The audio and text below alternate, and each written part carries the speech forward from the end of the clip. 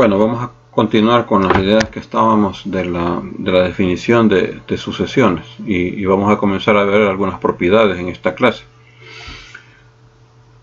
Una observación es que el intervalo L menos epsilon y L más epsilon, este se suele llamar en el contexto de la topología una vecindad de L. Es una vecindad de L. Luego, decir que S sub n tiende a L es equivalente a decir que a partir de cierto número natural, los elementos que lleven índices mayores que este n sub 0, todos están en esta vecindad, en torno de L, ¿no? El factor S sub n menos L es la distancia entre S sub n y L. Y luego decir que S sub n tiende a L equivale a decir que a partir de cierto n sub 0 la distancia entre S sub n y L es menor o igual que epsilon. Como esto último debe ocurrir para todo epsilon, se concluye que cuando S sub n tiende a L, la distancia entre S sub n y L puede hacerse tan pequeña como se desee. Así. Cuando una sucesión no converge a real alguno, se dice que la sucesión es divergente. Aquí vale la aclaración de que algunos consideran sucesiones también oscilatorias, ¿no? Pero eso es cuestión ya de cosas un poco subjetivas, ¿no? Aquí vamos a considerar sucesiones convergentes y divergentes las que nos converjan a un valor específico. Vamos a revisar otros ejemplos. Veamos este ejemplo. Vamos a probar que 1 sobre n tiende a 0. Bueno, este es el mismo ejemplo que habíamos tomado anteriormente, pero lo podemos volver a revisar. Para demostrar que para todo número epsilon mayor que 0 existe un n sub 0 a partir del cual los términos con índices mayores o iguales que n sub 0, la distancia entre 1 sub n y el límite que es 0 es menor o igual que epsilon, entonces esto podemos tomar esta condición y averiguar a partir de cuáles n es que se cumple. Entonces 1 sobre n menos 0 es menor que epsilon.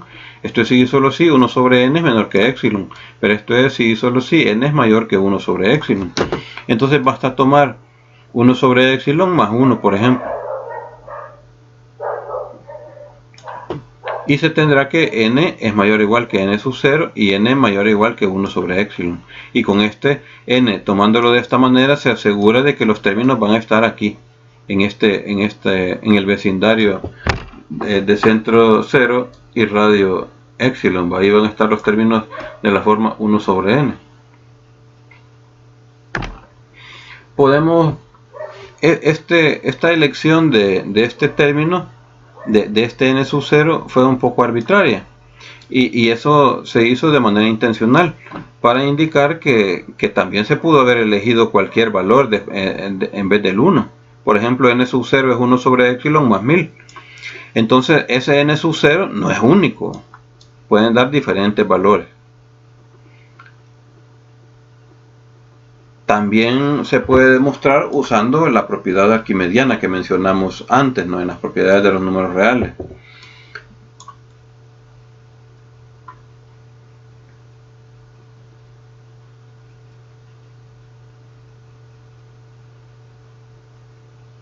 Pero que al final es la misma cuestión. Esto es un poco más técnico, ¿no? Pero que no tiene mayor relevancia, ¿no? Pero se va a estar usando varias veces. Pero en principio nos vamos a quedar con esta primera demostración y vamos a dejar esto para después. Probemos ahora que un número no es el que dice ahí, 1 sobre n no tiende a 2. Vamos a probar eso. Entonces, ¿qué es lo que se debe de probar? Debe de probarse que no es cierto que para todo epsilon mayor que 0 existe un n sub 0 que pertenece a n, tal que para todo n mayor o igual que n sub 0 se cumple que 1 sobre n menos 2 es menor o igual que epsilon. Es decir, ¿cuál es la negación de esto? Invertimos los cuantificadores. En vez de para todo ponemos que existe, y en vez de existe ponemos para todo. Y entonces aquí negamos ¿no? 1 sobre n menos 2 es mayor que epsilon, que existe un epsilon mayor que 0, tal que para todo n mayor o igual que, para todo n que pertenece a n, existe un n mayor o igual que n sub 0, tal que 1 sobre n menos 2 es mayor que epsilon. Pero ¿quién es este 1 sobre n menos 2? Es 2 menos 1 sobre n, y eso es mayor o igual que 1 para todo n. Entonces, si tomamos un epsilon igual a un medio, esta proposición es cierta. Entonces podemos afirmar que la convergencia de 1 sobre n no es a 2, porque no es cierto que se cumpla la condición del límite, ¿no?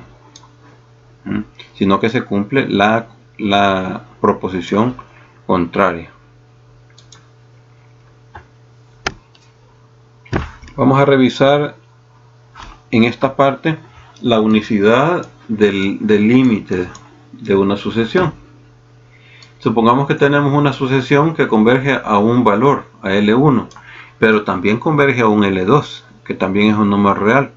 Entonces se tiene como conclusión que L1 tiene que ser igual a L2. Entonces vamos a ver y ocupemos la definición. Como la sucesión converge a L1, aquí está la definición, que para todo epsilon mayor que 0 existe n sub 0' que pertenece a n, tal que para todo n mayor o igual que n sub 0', s sub n menos L1 es menor que epsilon. Pero si L2 también es el límite, podemos tomar un epsilon mayor que 0, el mismo en particular, ¿no? Y para eso va a existir un entero, no necesariamente el mismo, por eso le ponemos n bi', tal que para todo n mayor o igual que n sub 0 bi', la distancia esta entre s sub n y L2 es menor o igual que epsilon. Entonces observemos que hemos puesto n sub 0' y n sub 0 2'. Entonces lo que tenemos que hacer es elegir un n de tal manera que se cumplan las dos condiciones. Entonces eso se hace fácil eligiendo a n sub 0 como el más grande de los dos, y así se asegura de que se cumplan para las dos condiciones. Y entonces si tomamos eso, se va a cumplir tanto que s sub n menos L1 es menor o igual que epsilon, y s sub n menos L2 es menor o igual que epsilon. Las dos cosas, ¿no? Y entonces podemos hacer esto, ¿no? Tomando n igual a n sub 0, entonces L sub 1 menos L sub 2, ¿qué podemos hacer? Podemos sumarle s n sub 0 y restárselo. Entonces al hacer esto nos quedan estas dos expresiones de valor absoluto menor o igual, va por las propiedades de valor absoluto aquí. Y entonces esto es epsilon más epsilon, es menor o igual que epsilon más epsilon, porque cumplen la definición para cada uno, ¿no? Y como aquí se cumple para este n sub 0, entonces quiere decir que para todo epsilon que pertenece a 0 infinito, L1 menos L2 sobre 2 es menor o igual que epsilon. Esto lo podemos interpretar diciendo que L1 menos L2 partido por 2 es una cota inferior de 0 a infinito, cuyo ínfimo es 0, y por lo tanto L1 menos L2 entre 2 es menor o igual que 0. Además, es bien sabido que esto también es mayor o igual que 0, ¿no? Porque es el valor absoluto de algo entre 2, y por lo tanto L1 menos L2 sobre 2 es 0. Así que L1 menos L2, L1 es igual a L2, ¿no? Eso es lo que tenemos. Porque aquí sale que L1 menos L2 es igual a 0. Entonces ahí podemos concluir con la unicidad del límite. Aquí volvemos a escribir la definición del límite de una sucesión en términos de esta notación especial que se usa, ¿no? Si Sn es una sucesión que converge a L, entonces L se llama el límite de la sucesión. Y esto se denota así. El límite, L es el límite de Sn. Sin ponerle su índice aquí. Pero también podemos ponerle, si hay peligro de confusión, L es el límite de S sub n sobre n. Cuando aparezcan más índices es mejor indicar. Y si no hay peligro de confusión, podemos obviar el índice n. Y si hay peligro de verdad de confundirse porque no aclaramos bien cuál es la variable que va creciendo, se pone L es el límite de Sn cuando n tiende al infinito, es decir, cuando n crece. Así. Es decir, que L que ese n se va acercando a L a medida que n crece. Entonces la proposición que acabamos de demostrar lo que dice es que el límite de una sucesión, cuando existe, este tiene que ser único, no puede ser de otro modo. Revisemos otro ejemplo, ¿no? Vamos a demostrar que el límite de n más 1 sobre 2n más 3 es un medio. Entonces, ¿qué es lo que debemos demostrar? La definición, que para todo épsilon mayor que 0 existe un índice n sub 0 que pertenece a n, tal que a partir de ese índice los términos de la sucesión difieren con un medio en menos que épsilon, o a lo sumo épsilon. Entonces lo que hacemos es tomar esta desigualdad. Entonces al hacer eso nos queda que esta última expresión, esto es igual, ¿no? Solo se ha operado. Pero aquí podemos, en el último paso, podemos poner algo más pequeño en el denominador para que se haga más grande la expresión. Entonces le hemos quitado el 6 que está aquí. Y entonces esta expresión se ha hecho más grande y por lo tanto está más a la derecha. Y entonces aquí lo único que podemos hacer es, tomando un épsilon, aquí podemos hacerlo más corto esto. 1 sobre 4 n. Si tomamos esto menor que épsilon, aquí encontramos cuál es el n que a partir del cual se cumple. Entonces solo tenemos que despejar.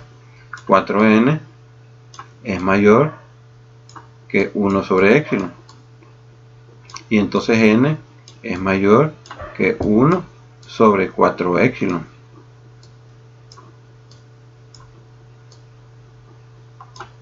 Así. Y entonces quiere decir que si tomamos la parte entera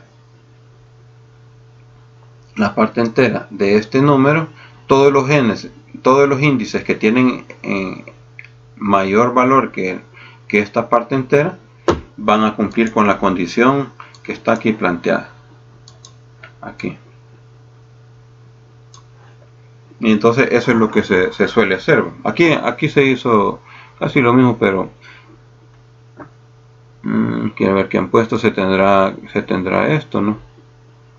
Se cumple la definición. Si se tiene esto, se cumple la definición. Pero ¿para cuáles se cumple? Se tiene que poner n más grande que la parte entera de este de aquí. Aquí lo han hecho de nuevo ocupando la propiedad arquimediana de n, porque como 1 sobre 4n pueden poner, en vez de épsilon, pueden poner épsilon sobre 4 aquí, y entonces queda 1 sobre n menor o igual que épsilon.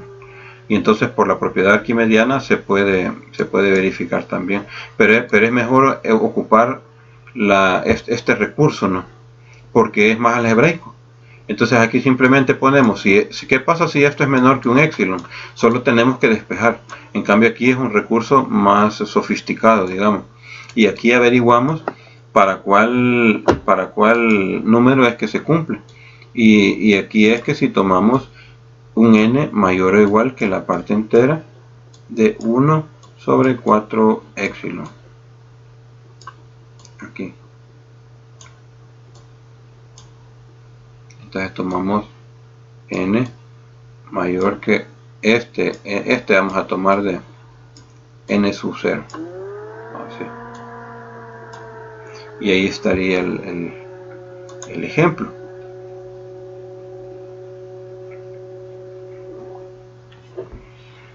Aquí tenemos un último ejemplo para esta parte. Vamos a demostrar que el límite de la raíz de 2 más 1 sobre n es raíz de 2. Entonces lo que debemos probar es, esta es la definición del límite. Esta en principio valdría hasta aprendérsela de memoria, porque no se puede olvidar, es lo que se va a demostrar. Y lo que se toma es esta desigualdad. Entonces tomemos esta desigualdad. La raíz de 2 más 1 sobre n menos raíz de 2, aquí multiplicamos por el conjugado en el numerador y en el denominador, el conjugado de este que está aquí, que lleva menos, entonces aquí le ponemos más. Entonces al hacer eso y simplificar nos queda 1 sobre n. Y entonces de nuevo aquí se puede estudiar se puede verificar por la propiedad arquimediana.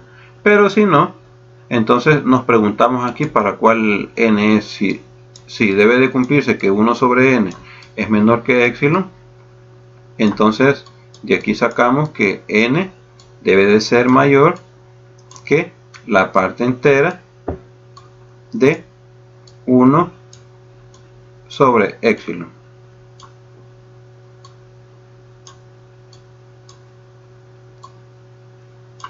Aquí. Y eso es lo que se tendría, ¿no? A partir de estos epsilon, de estos n, de los n que sean mayores que la parte entera de 1 sobre epsilon, aquí nos va a resultar que esta diferencia que está aquí entre valor absoluto va a ser menor o igual que un epsilon. Y hasta ahí llegamos con este ejemplo.